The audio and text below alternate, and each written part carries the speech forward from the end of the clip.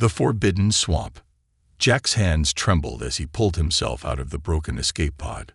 Smoke rose from the twisted metal, and the air smelled strange, wet, thick, and full of life. His ship had crashed. His team was gone. Now he stood alone on an alien planet, deep inside a place called the Forbidden Swamp. He had heard stories about this place. No one ever comes back, the captain once said. If you crash near the swamp, you're already dead. Jack looked around. Trees stretched high into the sky, their branches twisted like claws. Thick fog rolled across the ground. Everything moved. Leaves, vines, even the shadows. It was like the swamp was alive and watching. He grabbed his survival pack and started walking. He didn't have a plan. His radio was broken. His oxygen was running low. He needed shelter before night came. The swamp was quiet, too quiet. No birds, no insects, just the sound of his boots sinking into the wet ground. Suddenly, he heard something. Snap! A branch broke behind him. He spun around, heart pounding. Nothing. Just fog and trees. He kept walking, faster now. But the feeling didn't go away. Something was following him, watching, waiting. He came to a small stream, glowing faint blue under the mist. He leaned down to fill his water bottle, but stopped. There were footprints in the mud. Big ones, 3 toes. Deep, whatever made them was heavy. And close. Then he heard the growl. Low, deep. Animal, but something more. Jack backed away slowly, not daring to breathe. His foot slipped, and he fell, straight into a patch of quickmud. Help! He shouted, sinking fast.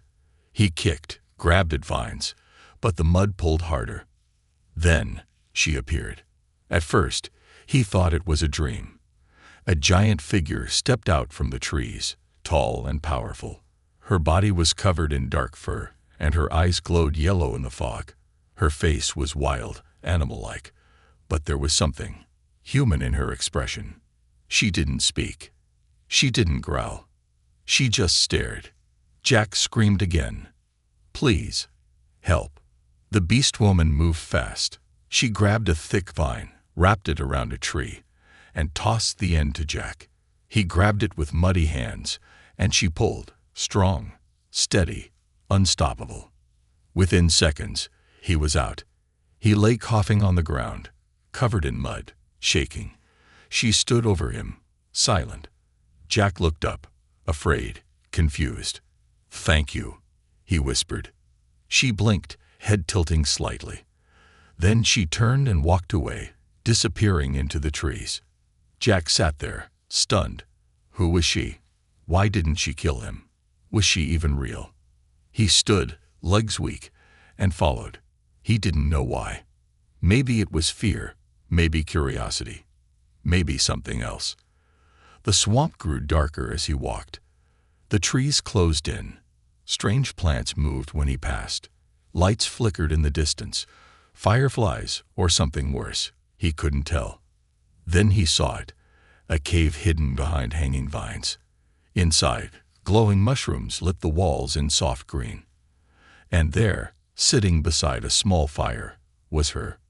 She looked up as he entered but didn't move. Jack stepped in slowly, carefully. Is this your home? She didn't answer. He sat down on a dry rock, still shaking. I'm not here to hurt you. She tilted her head again, like she was trying to understand. Then she did something that froze his blood. She opened her mouth and spoke. Not in growls, not in howls, but in clear English. You, lost, she said, voice low and rough. You, not leave now. Jack stared, wide-eyed. You speak English. She didn't reply. Instead, she stood and walked to a corner of the cave. She brought back a bowl of thick soup, warm and strange-smelling, and placed it in front of him. He looked at her, then the bowl. Was this a trap? Was this kindness? He didn't know, but he was cold. He was hungry. and she had saved his life. Jack took a small sip. Warm, spicy, safe. He looked up again, but she was gone, back into the shadows of the cave. He sat alone, heart racing. Who was this creature? Why did she speak his language? And why? Did her yellow eyes make him feel like he had just stepped into someone else's story? The Beastwoman who watches. Jack opened his eyes slowly. At first, all he saw was darkness. Then, shadows. The soft glow of green mushrooms lit the cave walls around him. The fire had burned down to embers, casting long, flickering shapes that danced across the stone. His body hurt. His legs were sore. His mind was foggy. But something was clear. He wasn't alone. He turned his head slightly. She was there, sitting on the other side of the cave, half hidden in shadow. Her large, glowing eyes were fixed on him, still, silent, watching. The Beastwoman. Jack froze. She didn't move. She didn't speak. But her presence filled the cave like a storm cloud ready to break. Jack sat up slowly, careful not to make any sudden moves. "Are you guarding me?" No answer, just those eyes, sharp and bright. He glanced around. His backpack was gone. His knife, his scanner, all missing. But he was alive. His wounds had been cleaned and bandaged with strange leaves. Someone, she, had taken care of him. Jack licked his dry lips. "You helped me again. Why?" Still silence. She studied him like a wild animal deciding if he was prey or something else. Then, to his surprise, she stood. Jack's breath caught. Her body was huge, powerful, but her movements were smooth, almost graceful. She walked to a corner of the cave, picked up a wooden bowl, and placed it in front of him again. The same thick soup from before. He looked at it, then at her. She just stared back. Jack hesitated, then took a sip. Still warm, still spicy, still strange. "You saved me," he said softly. "Twice now." A pause. Then, finally, she spoke. "Eat," she said in her deep, growling voice. "You need strength."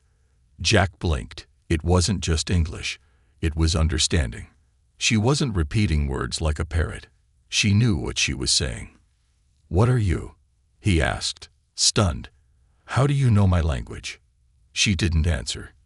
Instead, she sat down across from him, arms resting on her knees, her claws curling slightly against the stone. Her eyes never left him. It was like she was studying him, not just his body, but his soul. Jack ate slowly, trying to stay calm. He didn't know what kind of creature she was, but something told him she had been alone for a long, long time. Too long. Hours passed.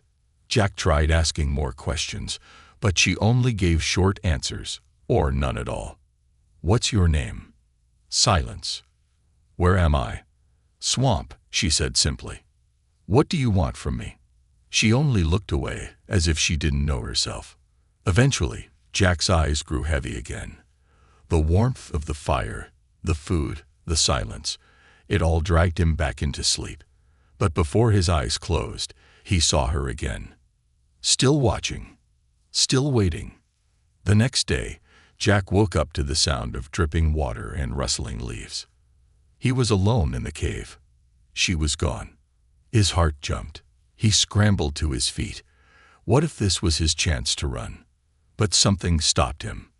There, beside the fire, she had left something, a carved wooden stick. Not a weapon, but a walking staff.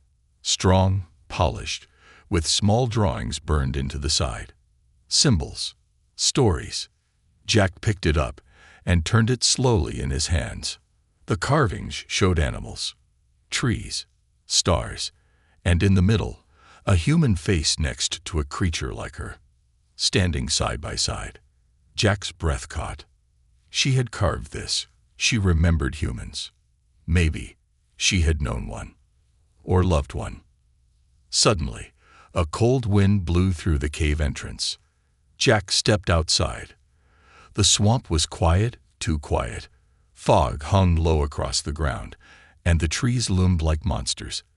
But this time, he wasn't afraid. He followed the broken trail outside the cave, stepping carefully between mossy rocks and hanging vines. After a while, he heard something, a roar. Not angry, not wild. Pain. He ran toward it, heart racing. He pushed through the trees and stopped. The Beastwoman was there, surrounded. 3 long-legged swamp creatures had cornered her. Their skin was like wet armor. Their jaws were full of teeth. They moved like snakes, fast and deadly. One of them lunged. She dodged and slashed with her claws, but there were too many. One creature knocked her to the ground. She roared again, blood on her side. Jack didn't think. He grabbed a broken branch and ran. "Hey!" he shouted, swinging wildly. The creatures turned. One hissed. Another charged at him. Jack ducked just in time. The Beastwoman was back on her feet now. Together, they fought. Man and monster. He struck one in the eye. She broke another's spine. The last creature fled into the trees, shrieking. Silence returned. Jack stood there, chest heaving. She was bleeding. He stepped closer. "You're hurt." She growled but didn't pull away. He tore a strip of cloth from his shirt and pressed it to her wound. She winced, but let him. "You saved me," he whispered. "Now I save you." They locked eyes again. No words, just something deeper, something forming.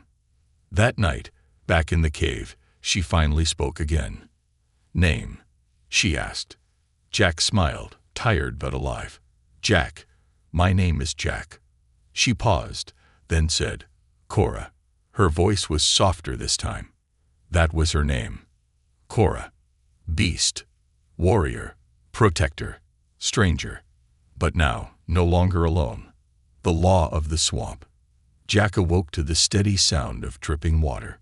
The fire in the cave had gone out, but a soft green glow still lit the space, coming from the moss growing on the walls. His muscles ached. His ribs were sore. But when he looked to the corner of the cave and saw Cora sitting quietly, something inside him relaxed. She was sharpening a bone blade, her movements slow and focused. The tool wasn't just a weapon. It was a piece of her, smooth, strong, shaped with care. Jack sat up. "You didn't leave," he said. Cora didn't answer. She looked up, her yellow eyes meeting his, then pointed toward the cave entrance. "Come." Jack hesitated, then nodded.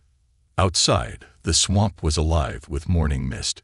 Strange bird-like creatures flew overhead, their wings silent as they glided between twisted trees. The air smelled of wet earth, fruit, and something sharp he couldn't name. Cora walked ahead, and Jack followed. Her movements were silent. Every step was careful, every breath controlled. She didn't just move through the swamp. She moved with it, like the fog and trees knew her. Jack tried to copy her, stepping softly, ducking under low branches. But the swamp didn't like him yet. Thorns snagged his shirt, mud sucked at his boots. Vines hissed when brushed aside. After some time, Cora stopped. They stood near a wide patch of still water. The trees here were taller, older, with bark black as ash. The air was heavier, quiet.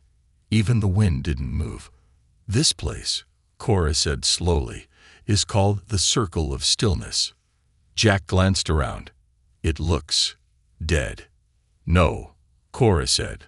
"Not dead. Listening." She knelt, dipped her hand into the black water, and whispered something in her language. Jack stood still, unsure. "Why bring me here?" Cora looked up at him. Her voice was low but clear. "You are outsider. You do not know the laws. But if you stay here, you must learn." Jack frowned. "Laws? Who made them?" "The swamp," Cora said, "and those who survived it." For the next hour, she taught him. The law of stillness. Never speak when the trees lean toward you. They listen.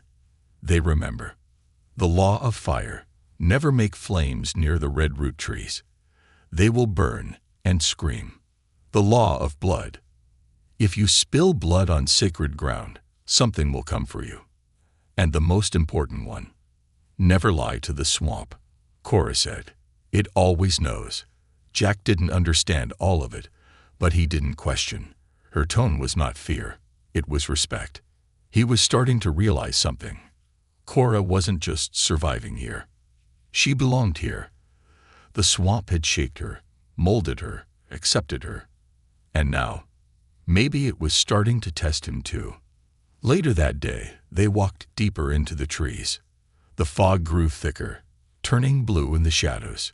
Jack started feeling dizzy. The air was strange, warm and cold at the same time. Whispers floated through the mist, words he didn't understand. He touched a tree and pulled back quickly. It pulsed beneath his hand. Cora turned sharply. Do not touch the ghost bark. Jack stepped back. It felt alive.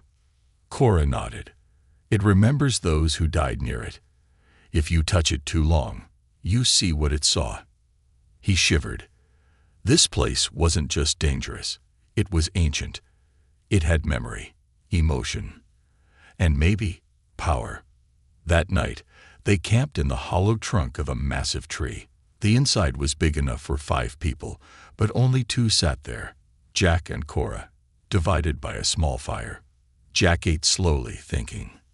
Have others come here before me? He asked. Cora was quiet. Humans, I mean. From Earth. She looked up at him. Her eyes changed slightly.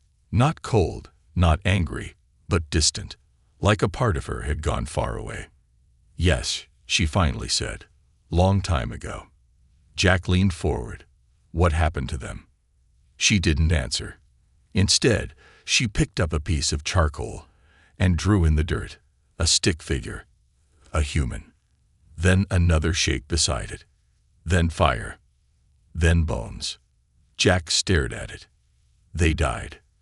Cora nodded. Most. Some became something else. Jack swallowed hard. And you? Were you one of them? She didn't answer.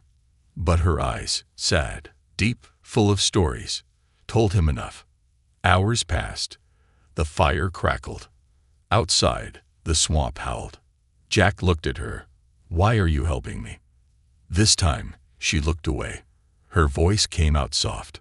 You did not run when I was hurt. That's it. You looked at me, she said, not with fear, not with hate, but like I mattered. Jack felt something heavy press against his chest. I don't know why I'm here, he said, but I think I was meant to meet you. Cora didn't reply. But she reached out slowly and placed something in his hand, a small round stone. Smooth, polished. It pulsed with warmth. What is this? Cora whispered. Swampstone. It is alive. It knows who is safe. Jack stared at it. The stone didn't burn. It didn't glow. But he felt it. Like a heartbeat. Like welcome. Like belonging. That night, Jack dreamed for the first time since the crash. He saw trees that walked. He saw stars falling like rain. And he saw Cora standing beside him, facing a wall of fire. She turned to him and said one word. Choose. The enemy that hunts. The swamp was quiet. Too quiet. Jack stood beside Cora near a thick root bridge that crossed a glowing river. They had hunted together that morning, gathering fruit from high trees and catching fish with sharp-boned spears. Jack was learning. Slowly. His balance was better. His hearing sharper. But something felt wrong today. The wind didn't blow. The birds didn't sing. The mist didn't move. Even the trees seemed tense. Cora, Jack said quietly, does it feel strange? Cora looked around, sniffing the air. Then she said one word Jack had never heard her say before. Danger. They moved quickly through the brush. Cora crouched low, her long arms helping her crawl between roots like a panther. Jack followed close, trying not to make noise. The fog grew thicker. The trees around them were scared, cut by something sharp and clean. This wasn't done by an animal, Jack whispered. These are blade marks. Cora didn't answer. Suddenly, she stopped and raised her hand. Jack froze. From above, a small metal object floated down through the fog. It hovered just above the swamp floor, spinning silently. Red lights blinked under its shell. A drone. Human-made. Jack's heart raced. That's Terran tech. Military grade. Cora growled low. Hunter machine. The drone scanned the area with a quiet beep. Jack ducked behind a root. But Cora didn't move. She stood there, exposed, looking right at the machine. Cora. No. Before he could stop her, she leaped. A blur of fur and fury, she slammed the drone to the ground with one heavy blow. Metal cracked. Wires sparked. It let out a short, high-pitched whine, and then died. Silence returned, but it was too late. Jack ran to her. That drone was connected to something. It just sent a signal. Cora stared at the broken machine. They are coming, she said. They didn't return to the cave. Instead, Cora led Jack to a hidden path deep under the swamp. It was a tunnel of hanging vines and thick mud, so dark Jack had to feel his way forward. The air was tight and heavy. They came out in a hollow tree the size of a house. Inside, bones lined the walls. Old bones, human bones. What is this place? Jack asked, voice echoing. Cora looked around. Her voice dropped. Last stand. Jack swallowed hard. How many? Cora didn't answer. She just handed him a spear. That night, Jack couldn't sleep. He stared up at the thick ceiling of vines and bark. The swamp outside was quiet. Too quiet again. His mind raced. How did a Terran drone get here? Had his crash triggered a recovery team? Or worse, a cleanup team? Sometimes, the government didn't rescue survivors. They erased them, especially when classified experiments were involved. He remembered what Cora said before. They came before. They died. Some became something else. He thought of the bones in the tree walls. Was she talking about them? Was this the end of something, or the beginning? The next morning, they heard the hum. Low at first, like a machine purring deep underground. Then louder, closer. Jack and Cora ran up the hill, through the roots of massive trees, and climbed into the canopy. What they saw made Jack's blood freeze. Drop pods, 4 of them. Sleek, black, armed. Falling through the sky like bullets. They slammed into the swamp ground with thunderous cracks. From the wreckage stepped 4 armored soldiers, humans, but not ordinary ones. Their armor was jet black with red stripes. Jack recognized the design. Special Unit 9. Human containment. They're not here to help me, Jack whispered. They're here to take you. Cora didn't blink. I know. The hunt began fast. The soldiers spread out with scanners and heat vision visors. The swamp gave them trouble. Trees interfered with sensors. But they had drones, and they were trained. Jack and Cora moved like shadows. She led him through water tunnels, vine bridges, even up trees where thick leaves hid them from above. But the soldiers were fast. Too fast. And they were angry. One of them shouted into a comm. Target confirmed. The subject is real. Engaging. Cora's face went hard. They will burn the swamp to find me. Jack's jaw clenched. We won't let them. Later that day, they set a trap. Jack rigged an old human pod with swampstone, charged rocks that exploded with heat when cracked. Cora lured a soldier near it. Boom. 1 enemy down. 3 to go. But the fight was far from over. That night, fire rained from above. The soldiers launched flare grenades into the trees, setting parts of the swamp ablaze. Animals screamed and fled. The fog turned red and black. Jack coughed, covering his mouth. They're going to burn everything. Cora picked up her spear. Then we fight.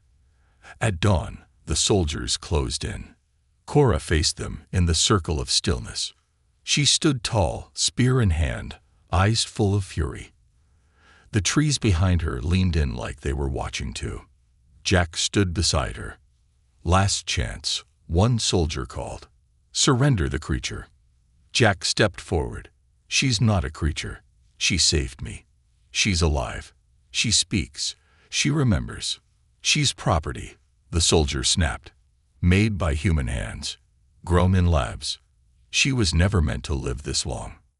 Jack felt something crack in his chest. "You don't get to decide who lives or dies." The soldier raised his weapon. Jack raised his, and Cora roared. The fight was short and brutal. Cora moved like lightning, slashing through armor.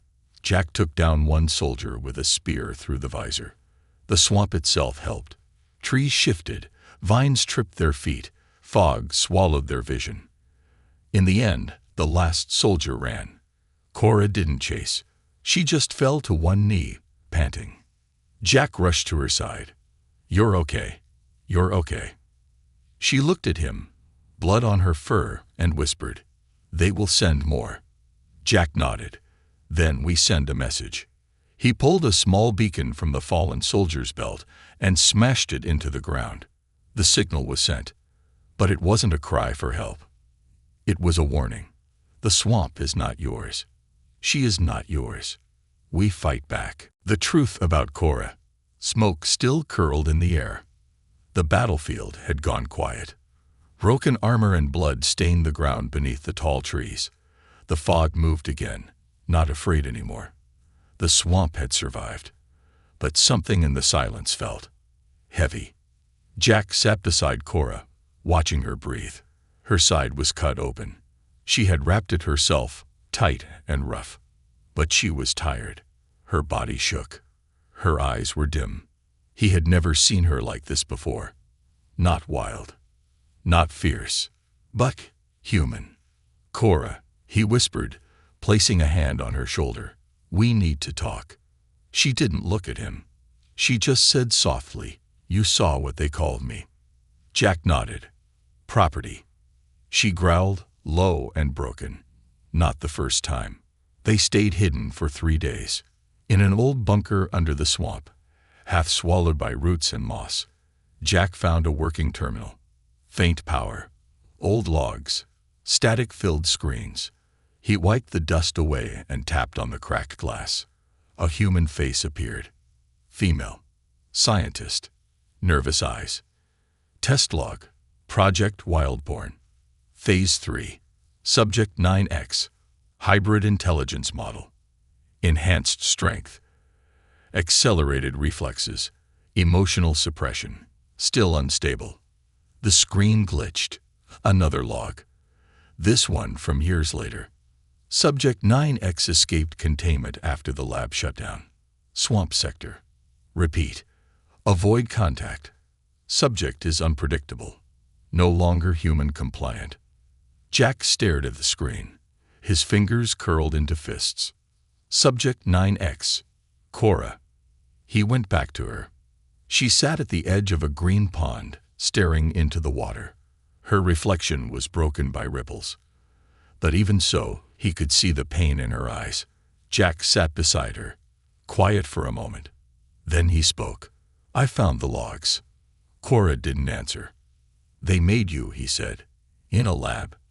Like a tool, like a weapon." She closed her eyes. "They grew me," she whispered, "fed me chemicals, taught me to fight, to kill." Jack's throat tightened. "Did you ever escape?" She nodded.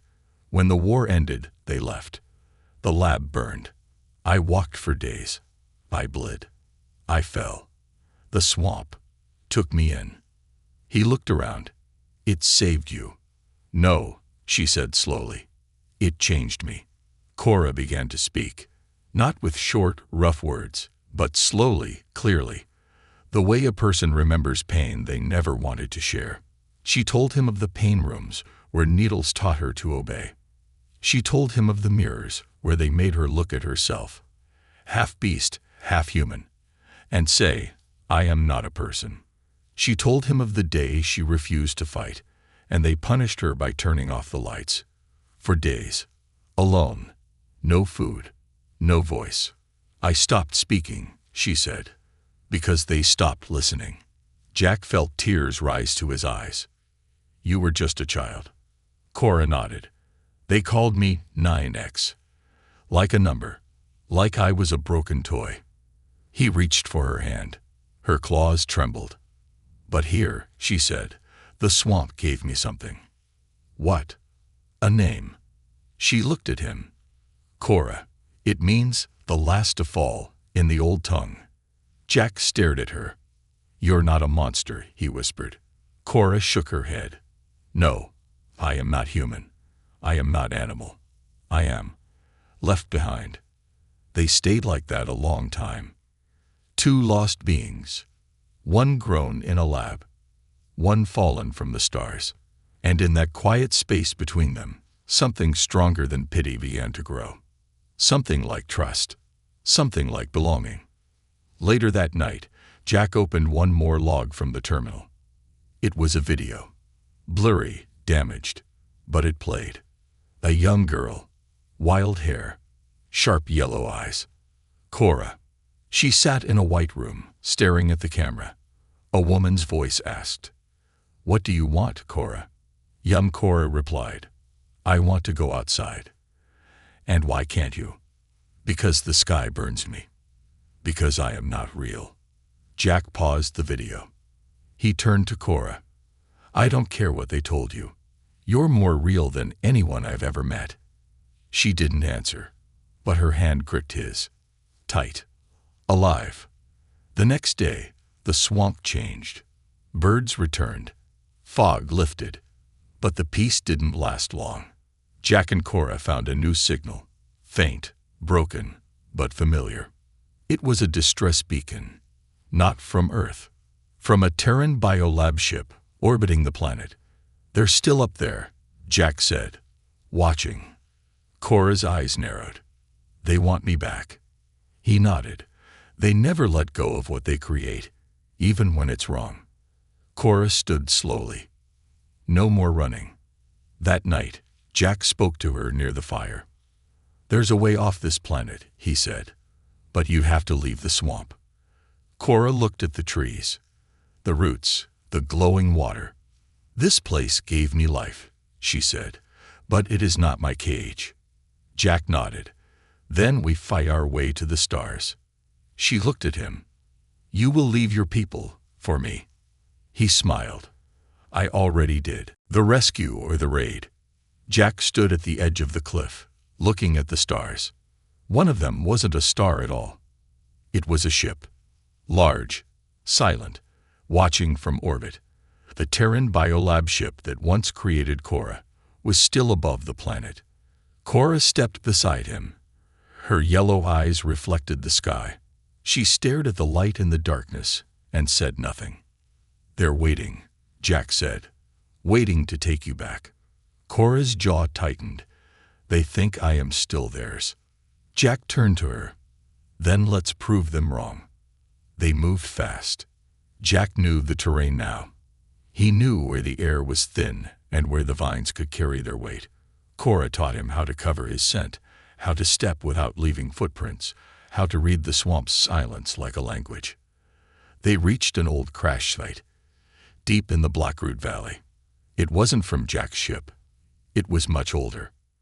Covered in moss and fungus, but still alive in some parts. Cora placed her hand on the rusted metal.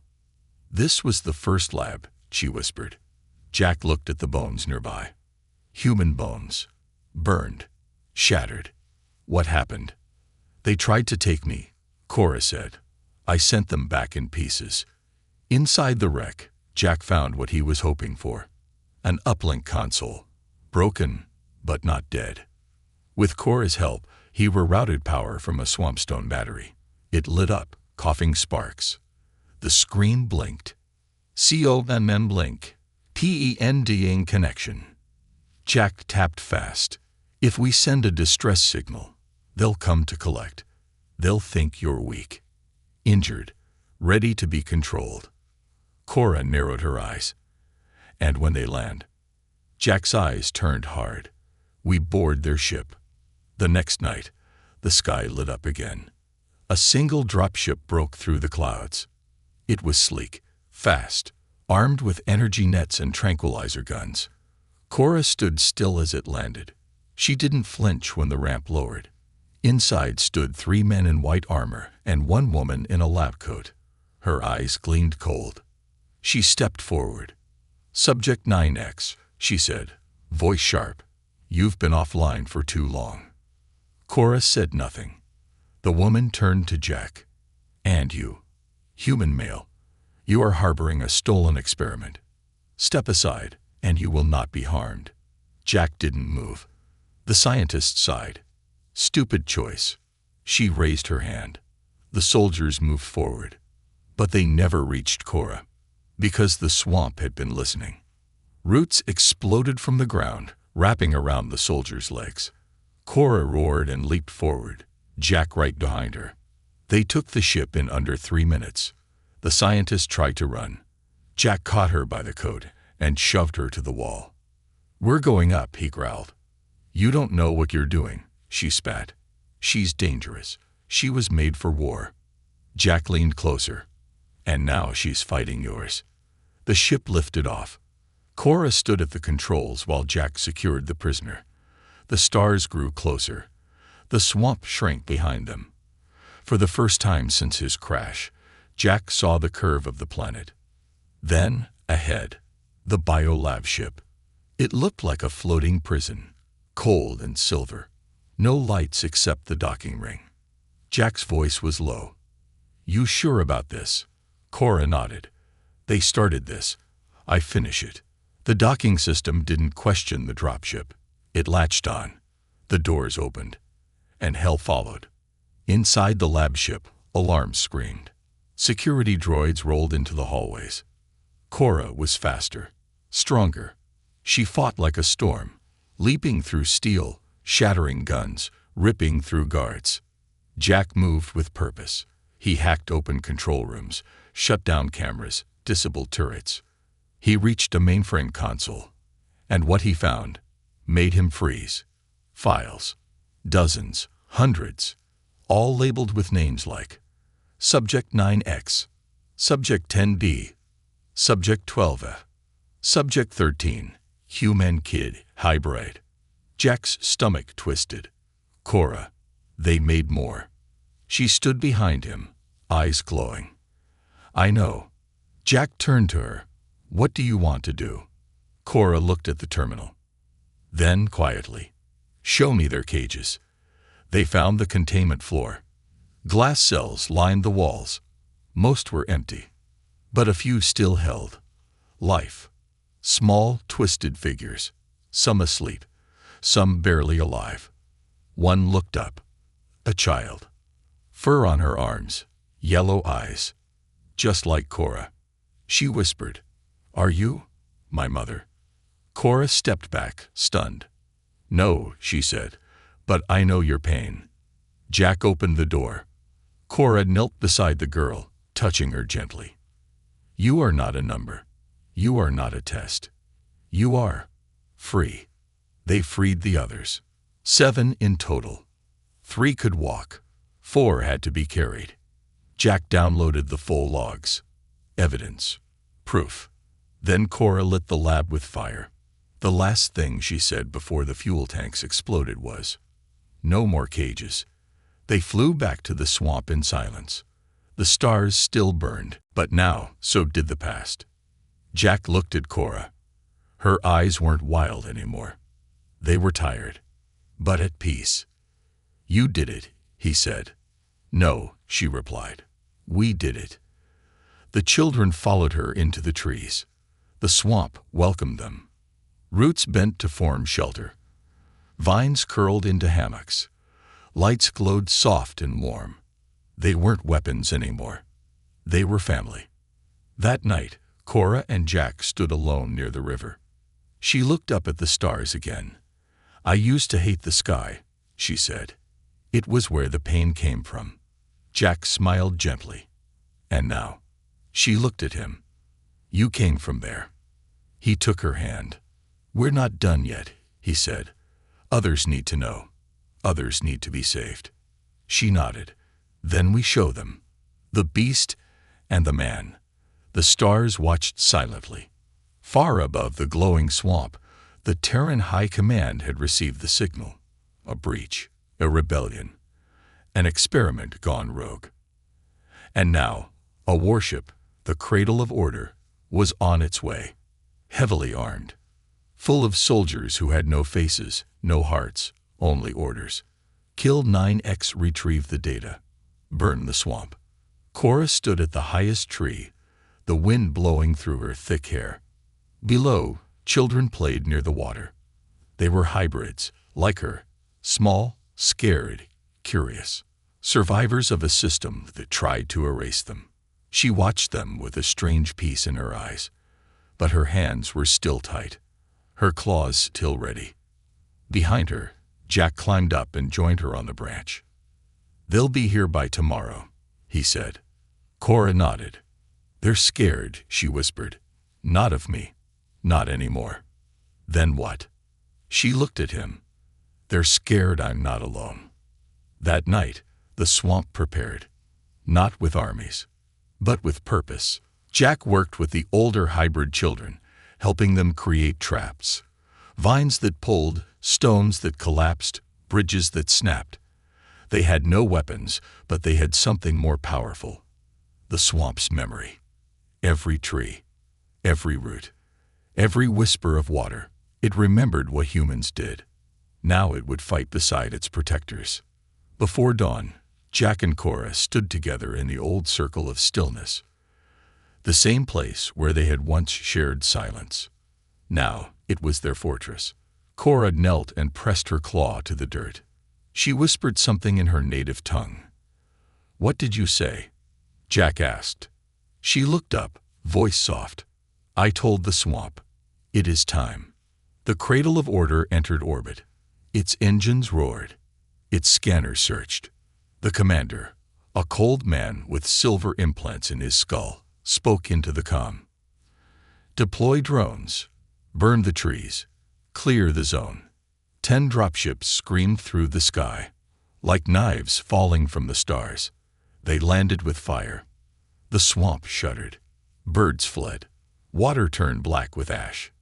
Metal boots stomped on sacred ground. Cora stood at the front line, her yellow eyes calm.